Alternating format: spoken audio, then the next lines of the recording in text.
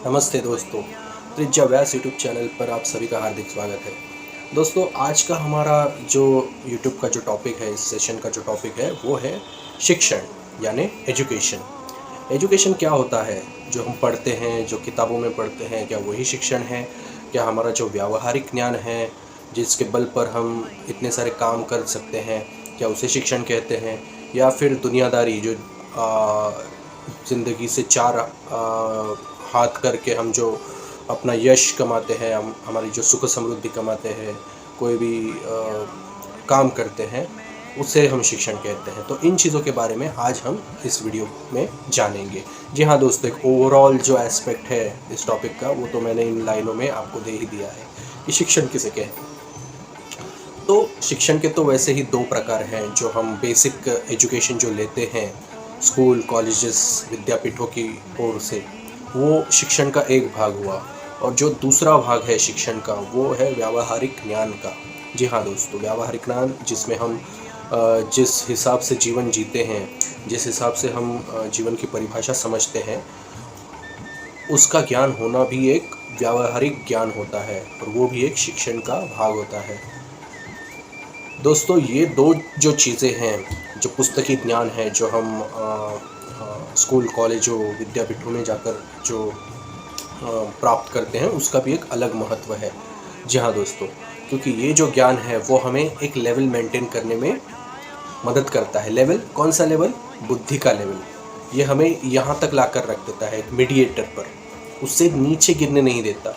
जो अज्ञानी आदमी है वो हमेशा डाउट में रहता है कि ये एक बात जो मैंने सोची है वो करूँ या ना करूँ।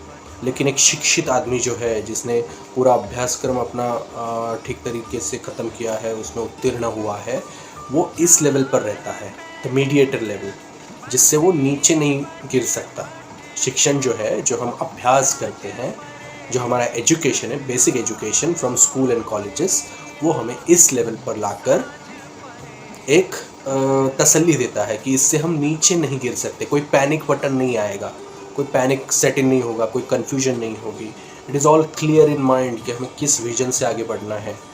मन में कोई किंतु परंतु नहीं होगा। दैट इज़ द मोटो।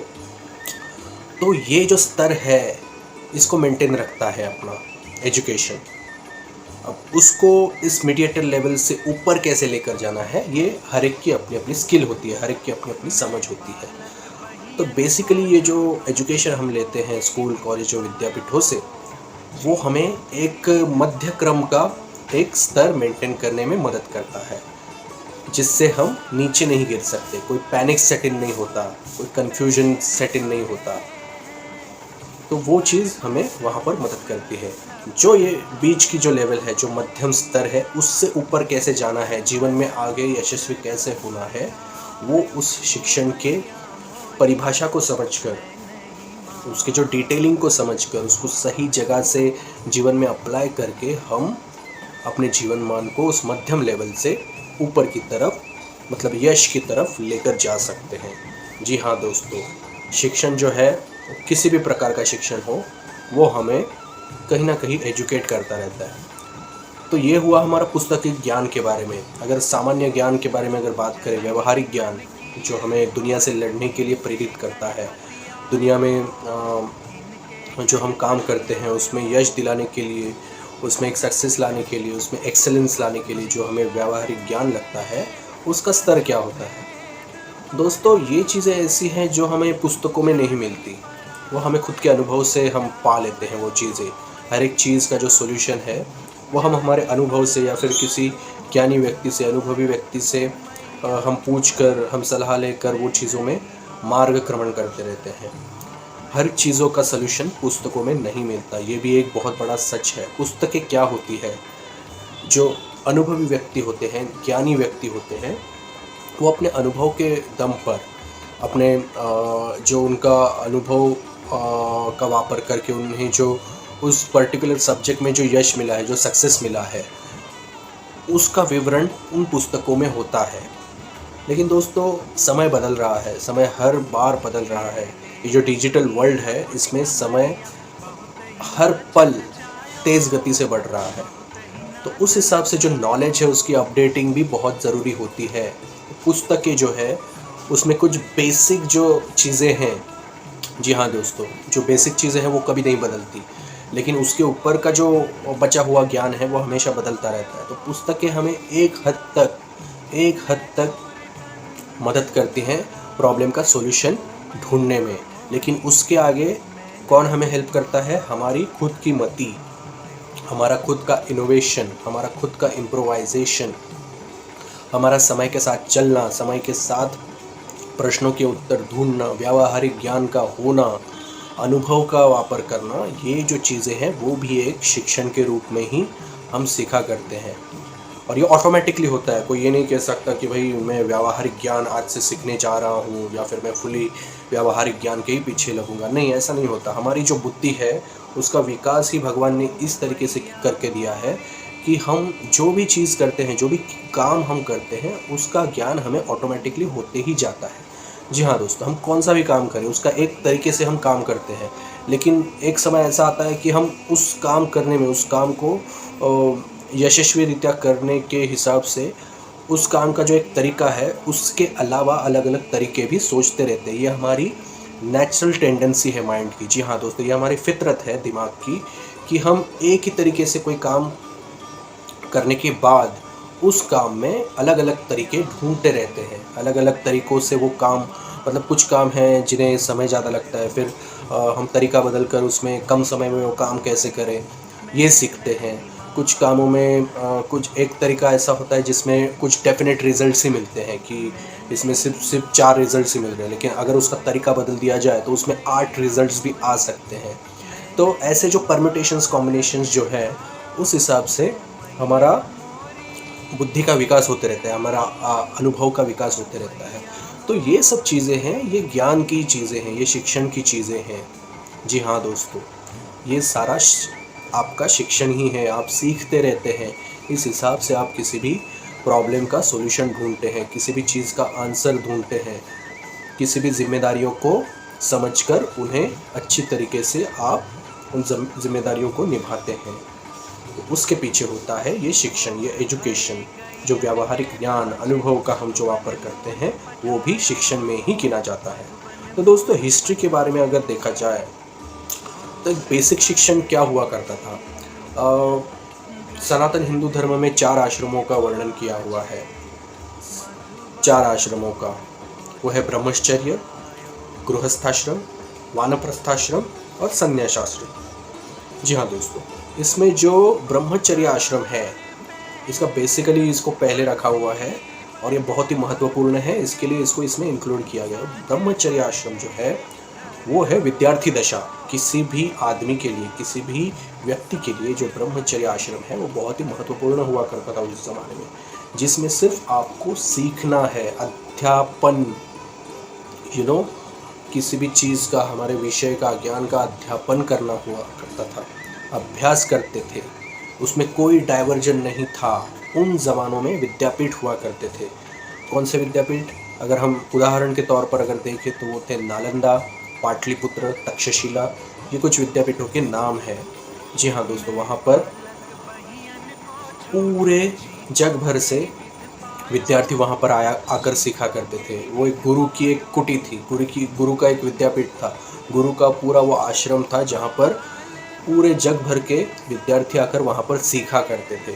जी हाँ दोस्तों, ये था असली एजुकेशन, जिसमें गुरु के घर पर हम जाकर ब्रह्मचर्य आश्रम के हिसाब से शिक्षण लेते थे, एजुकेशन लेते थे। तो उसमें क्या होता था, जो पुस्तकी ज्ञान है, जो मौखिक ज्ञान है, जो हम बातों से एक दूसरे को हमारा ज्ञान बांटते हैं, ज्ञान दिया करते हैं, उस ज्ञान में हम आचरण, मतलब ज्ञान मैंने बोल दिया कि हमें आज से झूठ नहीं बोलना है, सच ही बोलना है, लेकिन 5 मिनट बाद मैं खुद ही झूठ बोल रहा हूँ, दुनिया से कुछ झूठा आचरण कर रहा हूँ। So that is not an education ना। जो एजुकेशन की बड़ी बड़ी बातें हम करते हैं और अगर उसका आचरण देखें तो कुछ उल्टा ही होता है। तो वो उन जो विद्यापीठों में जो शिक्षक हुआ करते थे, जो गुरु हुआ करते थे, वो अपने विद्यार्थियों को मौखिक ज्ञान या फिर जो पुस्तकी ज्ञान है उससे हटकर आचरण का ज्ञान भी दिया करते थे। वो सारा ज्ञान आचरण में, हमारे जो आचरण है, हमारा व्यक्तित्व है, उसमें कैसे उतारा जाए, और व्यावहारिक ज्ञान का वापर करके हम जो दैनंदिन समस्याएं हैं, जो व्यावहारिक समस्या हैं, उनके ऊपर समस्या का समाधान कैसे लेकर आए, उन पर सॉल्यूशंस कैसे लेकर आए, उसका एक पूरा अध्यापन उन विद्यापीठों में किया जाता था। मतलब there are two things, theory and practical. आज के ज़माने के हिसाब से अगर समझा जाए तो थ्योरी और प्रैक्टिकल। तो थियोरेटिकल ज्ञान जो है वो हमें पुस्तकों से मिलता है या फिर पढ़ने से मिलता है, लेकिन प्रैक्टिकल क्या होता है? उन चीज़ों को प्रैक्टिकली एग्जीक्यूट करना। जी हाँ दोस्तों, अगर पुस्तकीय ज्ञान अगर एग्जीक्यूट ही नहीं हो पा रहा है सामान्य जीवन में, तो उसका महत्व ही क्या है?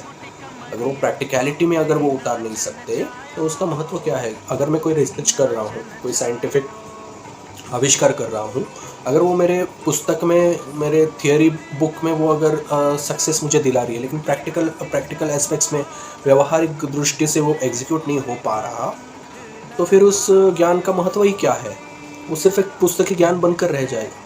मैं ये नहीं कह रहा कि पुस्तकी ज्ञान सिर्फ आपको लिमिटेड करके रख देता है या फिर वो गलत है या फिर सिर्फ उस पर ही डिपेंड रहना ही एक सही बात होगी। मैं ये नहीं कह रहा, पुस्तकी ज्ञान को कोई नाम भी नहीं रख रहा हूँ मैं मेरे हिसाब से, लेकिन व्यावहारिक ज्ञान जो है, जो प्रैक्टिकल नॉलेज है, उसका तोड़ कहीं और नहीं है। क्योंकि जीवन में हमें जिस हिसाब से जीना है, जो संकट आते हैं, जो आपदाएं आते हैं, जो व्यथा हमारी है, उसका जो सॉल्यूशन है वो हमें व्यावहारिक ज्ञान की दृष्टि से ही मिलता है, प्रैक्टिकल नॉलेज के हिसाब से ही मिलता है। और जो इन चीज़ों में उभर नहीं पाता वो असल में अशिक्षित रहता है। जी हाँ दोस्तों, एक शिक्षित आदमी और अशिक्षित आदमी की परिभाषा आज के ज़माने में अलग है। जिसने पुस्तकी ज्ञान नहीं लिया वो अशिक्षित, जिसने लिया वो शिक्षित। ये भाषा आजकल के ज़माने में उसकी परिभाषा नहीं हो सकती। आप अपना दिमाग कितना अप्लाई करते हो उस समस्या के सॉल्यूशन के समाधान के लिए, उसके ऊपर डिपेंड होता है आप शिक्षित हो कि अशिक्षित हो। अगर एक शिक्षित आदमी अपने शिक्षण का वापर उस समस्या का समाधान लाने में नहीं कर सकता तो वो अशिक्षित के बराबर ही हो गया। और कोई अशिक्षित आदमी है जो चौथी फेल है, पहली फेल है, जिसने स्कूल भी नहीं देखा, अगर जीवन के व्यावहारिक ज्ञान को समझकर अगर वो जीवन के बड़े से बड़े समस्या का सॉल्यूशन, उसके ऊपर समाधान अगर ला कर दे सकता है तो वो सबसे बड़ा शिक्षित आदमी है। जी हाँ दोस्तों, वो आदमी जीवन का सबसे बड़ा शिक्षित आदमी है, क्योंकि इसने व्यावहारिक ज्ञान, जो प्रैक्टिकल ज्ञान है, उसके ऊपर विजय पाई है। उसने जो अपने दिमाग को है वो उसने अप्लाई किया हुआ है। तो इसे कहते हैं शिक्षण, इसे कहते हैं एजुकेशन। हमने क्या सीखा और क्या अपने जीवन में अप्लाई किया। ये बात नहीं है कि हमने कोई डिग्री ले ली, कोई मास्टर्स किया, पीएचडी ले ली और उसके हिसाब से, या दीज आर ऑल पैरामीटर्स। जैसा कि मैंने कहा, ये मध्यतम स्तर है जो हमें नीचे नहीं गिरा सकता, जो हमारी एक पहचान बनता है कि यहाँ this a PhD holder person, उसकी एक पहचान बन जाती है। लेकिन उसके ऊपर कितना जाना है, लाइफ में कितना सक्सेसफुल होना है, लाइफ में सक्सेस की तो मैं बात नहीं करूँगा, लेकिन लाइफ में कितना आप उपलब्ध होते हैं सारे सवालों के जवाब देने में, वो स्तर जो है, ऊपर का स्तर, वो हमारा प्रैक्टिकल ज्ञान, हमारा व्यावहारिक ज्ञान ही हमें उसमें हेल्प करता है। शिक्षण हमें मध्यतम स्तर पर ही रखता है, उससे नीचे नहीं गिरने देता। जो पुस्तकी ज्ञान है, जो हमारा बेसिक एजुकेशनल प्रोफाइल है, जो हम स्कूलों, कॉलेज और विद्यापीठों से सीखते हैं। तो कमिंग बैक टू 4 आश्रम, ब्रह्मचर्य, गृहस्थाश्रम, वानप्रस्थाश्रम और संन्यासाश्रम। तो इसमें इन 4 आश्रमों में भी जो ब्रह्मचर्य आश्रम है उसके बारे में जिक्र है कि जो अध्यापन का जो हमारा मार्ग है, हमारा जीवन में जो अध्यापन का महत्व है, उसको उसमें अधोरेखित करके रखा है। फिर उसके हिसाब से हमारे विद्यापीठ हुआ करते थे, जहाँ पर सिर्फ पुस्तकी ज्ञान नहीं, सिर्फ मौखिक ज्ञान नहीं, मौखिक मतलब वर्बल एजुकेशन, वो भी नहीं, उसमें आचरण, मतलब how you know grasp all that knowledge with in your personality. अपने आचरण, जो हम काम करते हैं, प्रैक्टिकली जो हम एक एक काम करते हैं, उसमें वो ज्ञान को कैसे विकसित किया जाए, बराबर। तो वो सब चीज़ें हुआ करती थी। प्रैक्टिकलिटी के एस्पेक्ट्स थे, हर एक काम को हम किस हिसाब से अपने नॉलेज को अप्लाई करके वो प्रैक्टिकली एक बेहतर तरीके से कर सकते हैं। दोस्तों, ये चीज़ तो कोई झुटला नहीं सकता कि हमें एक काम कर रहे हैं, मतलब एक काम कर रहे हैं। काम का कोई एक तरीका हो ही नहीं सकता, क्योंकि इतने सारे एस्पेक्ट्स होते हैं, इतने सारे तथ्य होते हैं जिनको मानकर एक काम को अलग अलग तरीक़ों से भी किया जा सकता है, जिसमें समय की बचत भी हो सकती है। एक तरीके से मुझे समय ज़्यादा लगता है, काम बेहतर होता है लेकिन समय ज़्यादा लगता है, तो दूसरा कौन सा तरीका है जिसमें कम समय में भी मुझे बेहतर रिजल्ट्स मिल सके।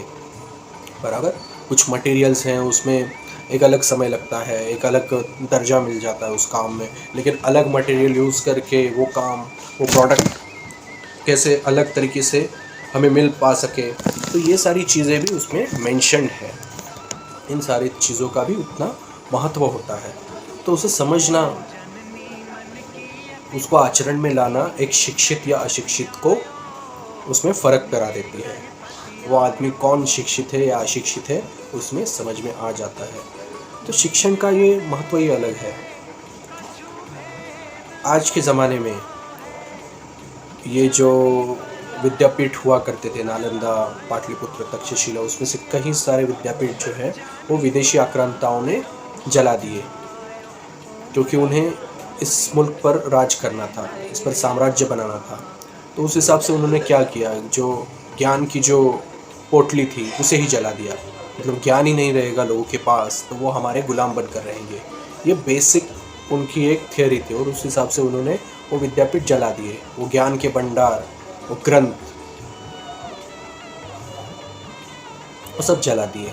तो उसके पीछे तथ्य ही वैसे थे कि अगर इनके ज्ञान को, इनके प्रैक्टिकल एस्पेक्ट्स को ही जला दो तो इनके पास बचेगा क्या। There is hardly any time to grasp any new thing, any new education, any new study based material.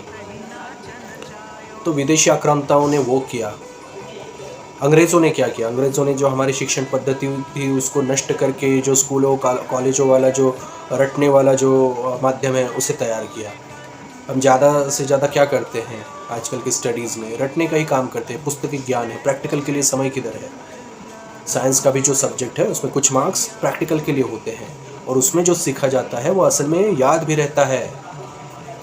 इस बात को समझिए, जो प्रैक्टिकली हम करते हैं, हस्तकला, चित्रकला, ये चीज़ें हम प्रैक्टिकली करते हैं तो वो याद रहता है।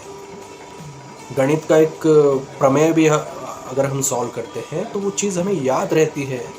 वो पढ़ना एक अलग बात होती है और उसे अप्लाई करना प्रैक्टिकली वो एक अलग बात होती है। तो जो एजुकेशनल सिस्टम फ़िलहाल जो चल रहा है उसके ऊपर मैं क्रिटिसाइज़ नहीं कर रहा हूँ। मैं इतना भी कोई बड़ा आदमी नहीं हूँ, या फिर मेरी उतनी बौद्धिक क्षमता भी उतनी कोई बड़ी नहीं है। जिस हिसाब से जो फ़िलहाल जो एजुकेशन के बारे में चल रहा है उसके ऊपर क्रिटिसाइज़ करने इतना मैं कोई बड़ा आदमी नहीं हूँ, ना ही मेरी उतनी कोई योग्यता है। लेकिन ये जो एजुकेशनल सिस्टम है वो हमारा नहीं है। हमारा एजुकेशनल सिस्टम कुछ और हुआ करता था, और जिस हिसाब से आज हम पढ़ रहे हैं, आज हम नॉलेज गेन कर रहे हैं, वो एजुकेशनल सिस्टम अंग्रेज़ों ने हमें दिया था, हमें दबाने के लिए। जी हाँ दोस्तों, this is not the right way to educate yourself. ये सही तरीका नहीं है जिससे आप किसी भी चीज़ के बारे में एजुकेशन ले, शिक्षण ले, उस चीज़ों को समझे, उसे प्रैक्टिकली अप्लाई करें। ये ऐसा एक माध्यम अंग्रेज़ों ने बना कर रखा है जिसमें सिर्फ रट्टू पोपट ही जन्म ले सकते हैं। जी हाँ दोस्तों, एजुकेशन में आपने भी देखा होगा बहुत सारे टॉपिक्स ऐसे हैं जिन्हें हम समझना चाहते हैं, एक स्टोरी के हिसाब से समझना चाहते हैं, लेकिन वो हम समझ नहीं पाते। हर एक की कैपेसिटी अलग अलग होती है। ये बात तो एक प्रमाण है कि कोई भी अभ्यास का जो टॉपिक है उसे हमें सोच समझ कर, उसे एक स्टोरी की तरह समझ कर ही उसे हम उसका अध्ययन करते हैं। लेकिन कुछ टॉपिक ऐसे होते हैं जो हमारे दिमाग के ऊपर से ही चले जाते हैं, जिसमें हम बहुत कुछ करके भी कुछ कर नहीं पाते। तो फिर उसमें क्या होता है, उसमें हम रटबाजी करते हैं। ये जो रटने का जो सिस्टम है, मगअप करना है, रटना है, मेमोराइज़ करना है, ये मजबूरी है। This is one of the ground reality. मतलब जो चीज़ें हम काउंटर नहीं कर पा सकते उसे काउंटर करने के लिए ये रटबाजी है कि भाई ये कितना भी मैं ट्राई करूँ मुझसे समझ ही नहीं जा रहा, तो ठीक है मैं रट लेता हूँ, मेमोराइज़ कर लेता हूँ, मुझे क्या एग्ज़ाम तक ही उसे याद रखना है। तो ये जो शॉर्टकट है, ये जो शॉर्ट टर्म सॉल्यूशन मेकिंग है, इस चक्कर में पूरा ही एजुकेशन, पूरा ही अध्ययन का वाट लग जाता है। और ये ग्राउंड रियलिटीज़ है, हम सभी जानते हैं। तो इस बारे में एक बहुत ही डिटेल विवरण, डिटेल एनालिसिस होना चाहिए, जो नहीं हो पाता। और क्या होता है, सिर्फ प्रेशर कुकर ही बनते रहता है। जी हाँ दोस्तों, एक प्रेशर कुकर। तो दोस्तों ये रटबाजी की चीज़ क्या होती है, ये क्या होता है? क्यों लोग इतना मगअप करते हैं, मेमोराइज़ करते हैं, रटबाजी क्यों करते हैं। जहाँ पर अपनी समझ, किसी भी टॉपिक को समझने की जो सोच होती है वो जहाँ पर ख़त्म हो जाती है, वहाँ पर आदमी हतबल हो जाता है कि इतने सारा अभ्यासक्रम मैं कैसे पूरा करूँ, ये तो मेरी सोच के, मेरे समझ के बाहर है। तब जाकर मजबूरी में आके फिर आदमी इस रटबाजी के चक्कर में उलझ जाता है। जी हाँ दोस्तों, तो उसके बारे में क्या सॉल्यूशन है। जब मैं स्कूल दशा में था, स्कूल में मेरा अभ्यासक्रम जो चल रहा था, उस समय मैं एक मीडियम लेवल का स्टूडेंट था। उस समय बोर्ड एग्ज़ाम्स हुआ करते थे, तो जो भूगोल और इतिहास के जो सब्जेक्ट्स हैं, मैं वर्नाक्युलर मीडियम से ही मैंने एजुकेशन लिया हुआ है, तो उस समय बोर्ड एग्ज़ाम्स होने के कारण जो भूगोल और इतिहास के जो सब्जेक्ट्स हुआ करते थे वो 75-75 मार्क्स के हुआ करते थे। 75 + 75 = 150 मार्क्स का भूगोल और इतिहास, हिस्ट्री एंड ज्योग्राफी के पेपर्स हुआ करते थे। तो उसमें मैं बहुत मेहनत करके, ट्राई करके अपना स्टडी पूरा करने की कोशिश करता था, लेकिन मार्क्स कितने आते थे आउट ऑफ 75? 56, 60, ज़्यादा से ज़्यादा 63, लेकिन उससे ज़्यादा कुछ अराउंड 70 प्लस ऐसा कभी आता नहीं था। तो ड्राइंग में मैं बहुत अच्छा था उन दिनों, ड्राइंग में बहुत सारा लगाव भी था। ये पीछे भी आप देख सकते हैं सब, तो it is all handmade art.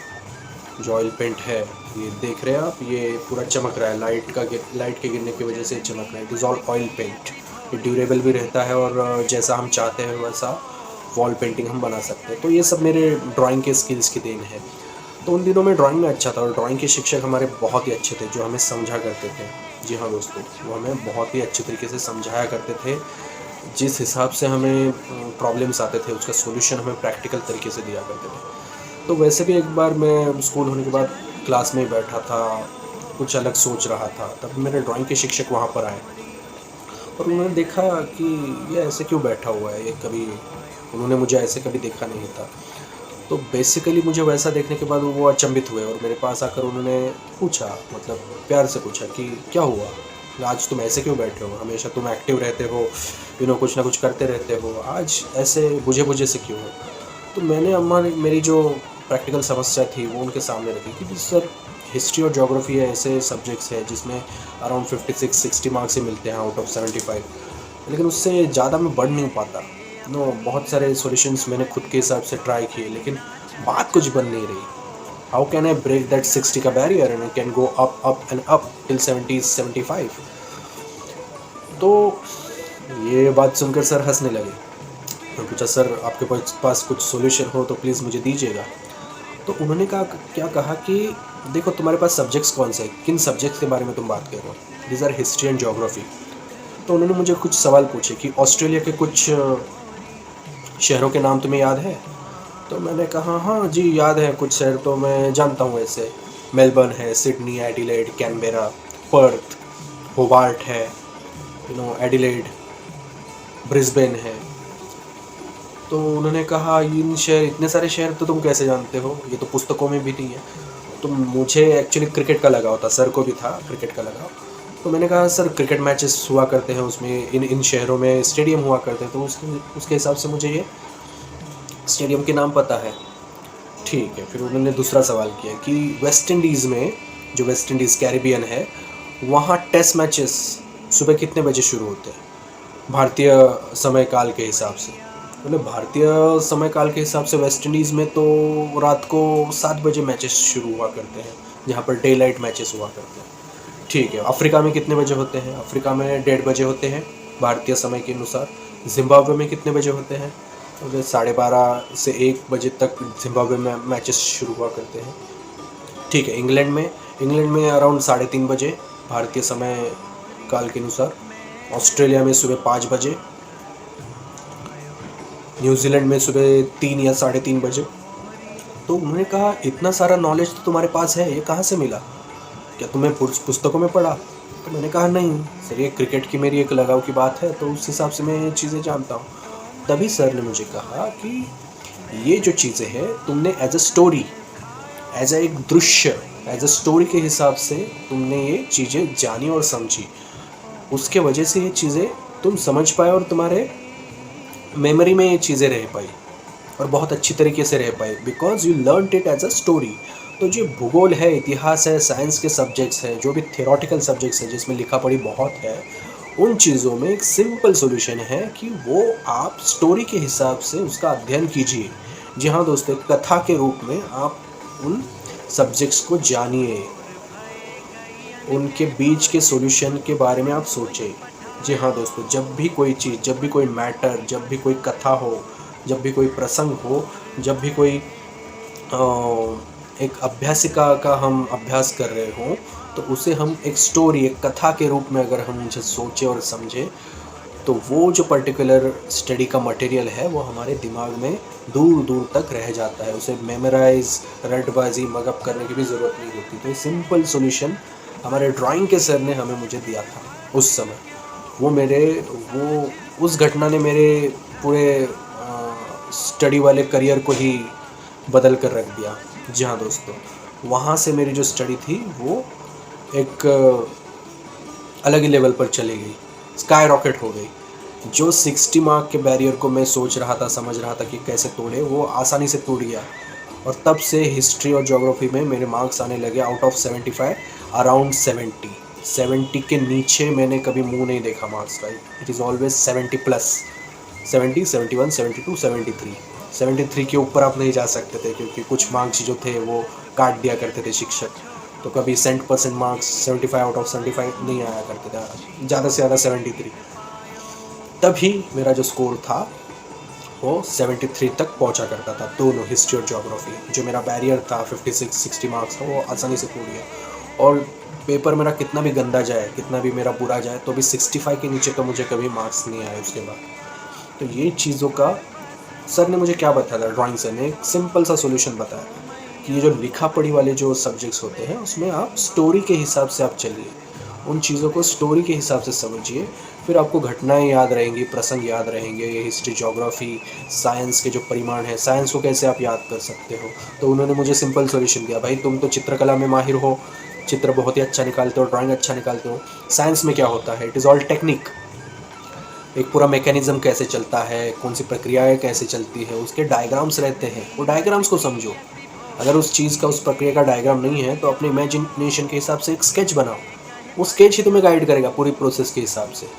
तो उसमें होता क्या है, क्या कौन सी चीज़ डालने के बाद वो कहाँ जाती है, फिर कहाँ से क्या उसमें प्रक्रिया होती है, कौन से मटेरियल्स उसमें ऐड ऑन होते हैं, फिर उस पर और क्या प्रक्रिया होती है, फिर वो फाइनल एंड रिजल्ट्स कैसे निकलते हैं।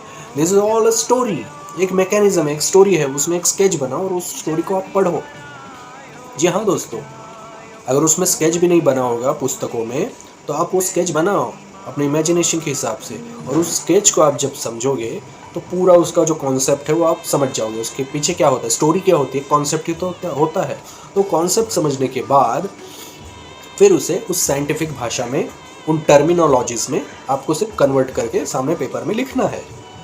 जैसे साइंटिफिक टर्मिनोलॉजीज जो होती है, उसकी जो भाषा होती है, जो लहजा होता है, उस लहजा में उसको कन्वर्ट करके आपको स्टोरी लिखनी होती है। बस इतना ही काम होता है। फिर उसमें जो छोटे से छोटा जो एस्पेक्ट है, स्मॉल एस्पेक्ट्स है, वो भी सारे कवर हो जाते हैं। आप कोई भी चीज़ मिस नहीं कर सकते। और इतनी डिटेलिंग में जब आप लिखोगे तो मार्क्स तो मिलने ही मिलने हैं। फिर इसमें रटबाजी, मकअप, मेमोराइजेशन करना, ये चीज़ें कहाँ पर आ गई। हाँ, वो जो स्केच है, वो जो साइंटिफिक प्रोसेस का जो स्केच है, जो मैंने मेरे इमेजिनेशन से बनाया था, वो स्टोरी जो मैंने समझी थी, वो कुछ समय बाद, कुछ कालखंड के बाद मैं भूल सकता हूँ। ठीक है, हर चीज़ें हमारे दिमाग में एंड तक, हमारे पूरे जीवन काल के ख़त्म होने तक पूरी चीज़ें हमारे दिमाग में नहीं रहती, कुछ चीज़ें हमारी मेमोरी से निकल जाती। लेकिन इतनी चीज़ तो ज़रूर है, जिस चीज़ पर आपने मेहनत की है, जिस स्टोरी पर आपने मेहनत की है, वो स्केच अगर एक बार आपके सामने आ जाए, वो स्टोरी अगर आप एक बार और पढ़ लें, तो वो चीज़ें आप आसानी से फिर से 1 या 2 बार में ही आप फिर से वो टॉपिक समझ सकते हो। जी हाँ दोस्तों, इसका सबसे बड़ा फ़ायदा यही है कि आगे जाकर भी अगर उसे हम रिवाइज कर लें, रिवीजन उसकी कर लें, तो वो चीज़ें हम फिर से शायद बेहतर तरीके से, क्योंकि तब तक हमारा व्यावहारिक ज्ञान, हमारे आयु मर्यादा के हिसाब से, जैसा भी हमारा जीवन का प्रवास है, जैसे जैसे हम चीज़ें समझते जाते हैं, हमारा अनुभव बढ़ते रहता है, वैसे उस टॉपिक को हम और बेहतर तरीके से समझ सकते हैं।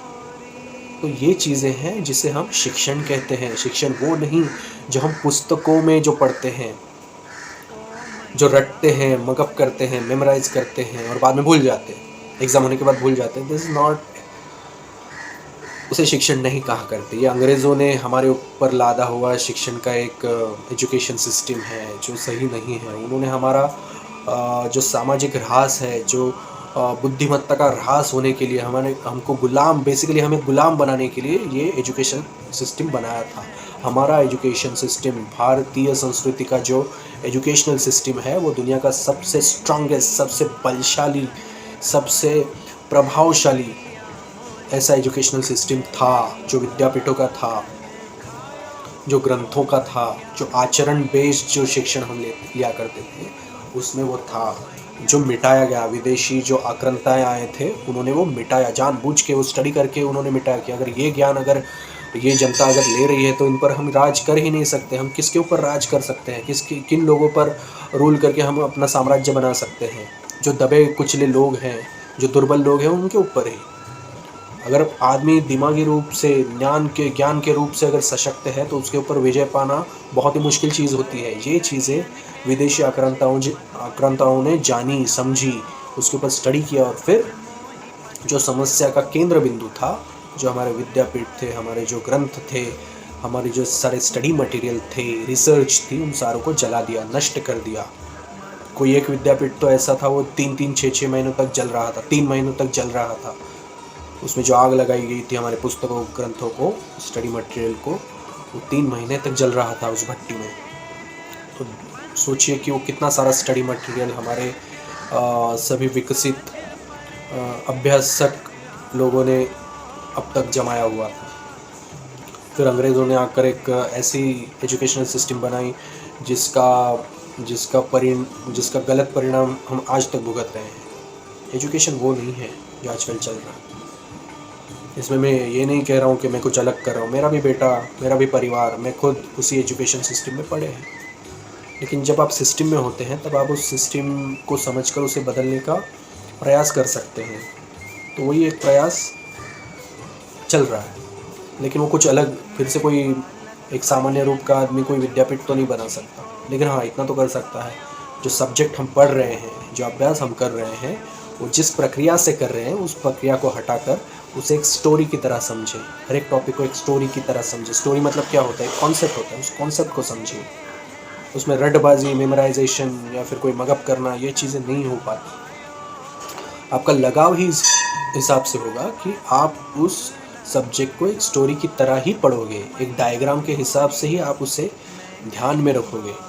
उसका अगर स्केच भी नहीं होगा पूरी प्रक्रिया का, तो उस प्रक्रिया का आप एक स्केच, जो एक साधारण स्केच है, आपको सिर्फ समझने के लिए जो काम में आता है, उस स्केच को आप समझोगे, उसे डेवलप करोगे, फिर उसके हिसाब से आप वो पूरा कंसेप्ट है, पूरी प्रक्रिया है, उसे आप समझोगे। तो ये सिंपल सॉल्यूशंस है दोस्तों, इसमें कोई बड़ी बात नहीं है। इसके ऊपर सिर्फ सोचना है।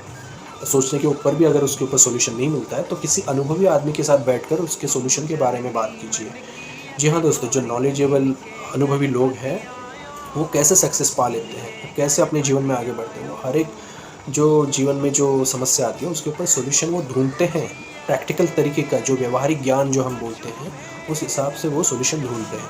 तो अगर आधा घंटा भी उनके साथ बैठकर हम बातचीत करें, उन सॉल्यूशंस के बारे में समझें, तो इट अराउंड 30 डेज़ का जो हम पुस्तकी ज्ञान जो लेते हैं, जो रिसर्च हम खुद करते हैं, वन साइडेड जो होता है, तो उससे तो ये चीज़ बेहतर है जिसमें हम एस्पेक्ट्स, जो विचार मंथन है, विचारधाराएँ हैं, उसके ऊपर डिस्कशन करते हैं कि अगर एक तर्क ऐसा है तो दूसरा तर्क कैसा है। तो दोनों तर्कों को अगर मिलाया जाए तो बैलेंस तरीके का सॉल्यूशन क्या हो सकता है। जी हाँ दोस्तों, बैलेंस्ड, जो ड्यूरेबल हो, लॉन्ग टर्म हो। सॉल्यूशन तो शॉर्ट टर्म भी हो सकता है, लेकिन उससे कोई फ़ायदा नहीं होगा। लॉन्ग टर्म सॉल्यूशन के लिए सोच भी उतनी बड़ी होनी चाहिए। एक बैलेंस लगता है लॉन्ग टर्म सॉल्यूशन के लिए। किसी भी चीज़ में अगर बाकी कुछ हो ना हो, लेकिन एक बैलेंस होना बहुत ही ज़रूरी है। अगर एक बैट्समैन 2 मैचों में 100 रन कर रहा है और 7 मैचों में वो 0 पर आउट हो रहा है, तो उसको कौन रखेगा टीम में? तो उसमें बैलेंस होने की ज़रूरत है। बीच बीच में 50s मारो, मतलब जितना पॉसिबल हो सके। 2 मैचों में टक पर आउट हो गए तो उसको कंसिस्टेंसी में कन्वर्ट करो। पहले 30 रन बनाओ, 50 रन बनाओ, फिर 70 बनाओ, फिर सेंचुरी। अगर सेंचुरी बन रही है तो डबल सेंचुरी को ट्राई करो। That is how consistency goes on.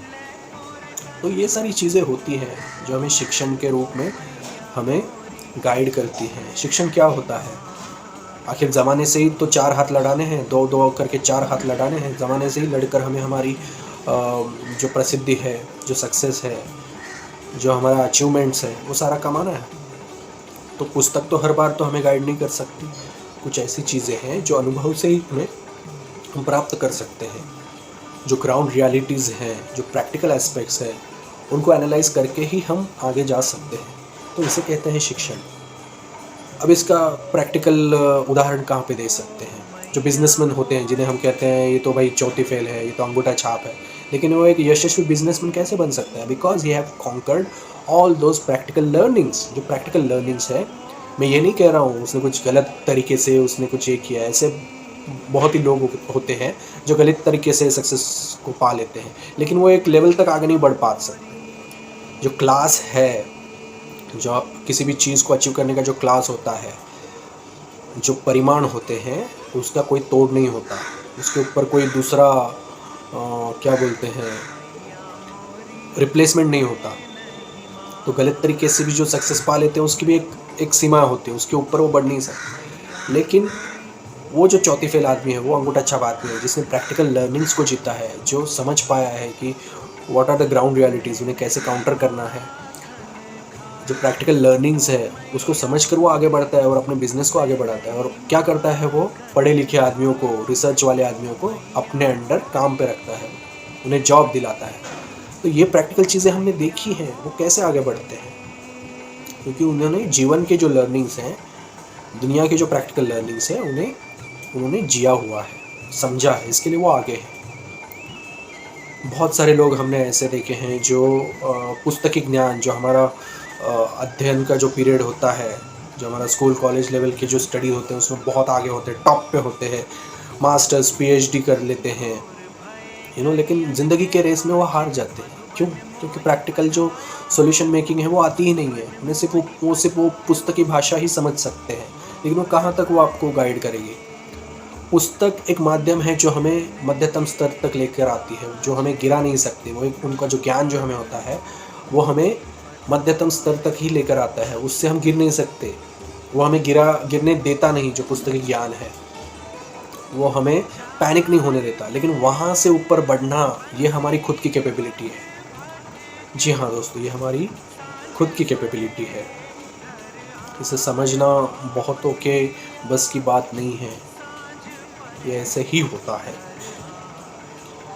तो दोस्तों, ये था शिक्षण के बारे में। इसमें बहुत सारे रोचक तथ्य, कुछ फैक्ट्स मैंने आपके सामने रखे, जिसको अगर आप ध्यान से अगर समझिए तो आप उसके बारे में वो चीज़ समझ सकते हो। तो ये जो प्रैक्टिकल एस्पेक्ट्स है, बहुत ही ज़रूरी हो जाते हैं जीवन में। उसके बारे में आज हमने जाना, समझा। आपको शायद इन चीज़ों का लाभ भी हो अगर प्रैक्टिकल एस्पेक्ट से आप इसका उपयोग करें। पुस्तकों का कैसा है, समय जो कालखंड है, जिस कालखंड में, जिस दुनिया में हम जी रहे हैं, वहाँ पर पुस्तकें निष्प्रभ हो जाती है, क्योंकि उसमें जो विचार लिखे हुए रहते हैं, जो ज्ञान लिखा हुआ रहता है, जो बेसिक ज्ञान है वो तो अटल है, उसको तो हम हिला नहीं सकते। लेकिन जो समय से रिलेटेड बातें हैं वो आउटडेटेड हो जाती हैं पुस्तकों में। तो इसके लिए नॉलेज की अपडेटिंग होना बहुत ही ज़रूरी हो जाती है। वो अगर अपडेटिंग ना हो तो नॉलेज किसी काम का नहीं होता, आप फिर आउटडेटेड ही रह जाओगे। इसके लिए मैंने कहा, जो हमारे एजुकेशनल सिस्टम में जो ज्ञान पढ़ाया जाता है, जो नॉलेज है, वो भी आउटडेटेड ही है, बहुत सारा आउटडेटेड ही है। इस ज़माने में जो लगता है, वो जो अभ्यासिका है वो अपडेट हो ही नहीं पाती। पिछले कुछ समय से उसमें अपडेटिंग की प्रक्रिया शुरू हुई है। मैं ऐसा नहीं कह रहा हूँ कि इसको सब पूरा ना के बराबर है, लेकिन वो अपडेटिंग की प्रक्रिया बहुत ही धीमी है। वो हाल ही में शुरू हुई है, पहले तो वो नहीं था। जो सारा पुस्तकी ज्ञान था वो आउटडेटेड ज्ञान था। जो प्रैक्टिकल चीज़ें इस समय के हिसाब से, इस कालखंड के हिसाब से जो चाहिए है, जो अभ्यासक्रम जैसे चाहिए हैं, वो पुस्तकों में नहीं मिल पाते। इसके लिए व्यवहारिक ज्ञान, जो प्रैक्टिकल एस्पेक्ट्स हैं, प्रैक्टिकल लर्निंग्स हैं, उसके ऊपर जोर दीजिए।